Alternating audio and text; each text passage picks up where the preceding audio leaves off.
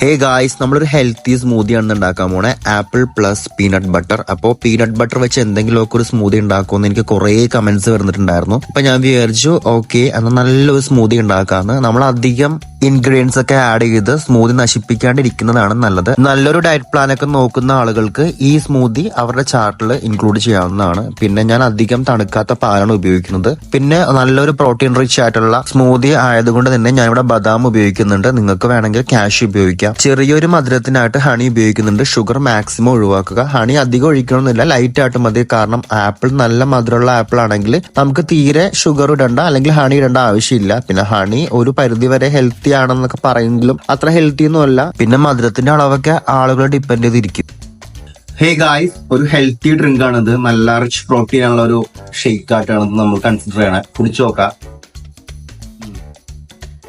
അടിപൊളി, very taste.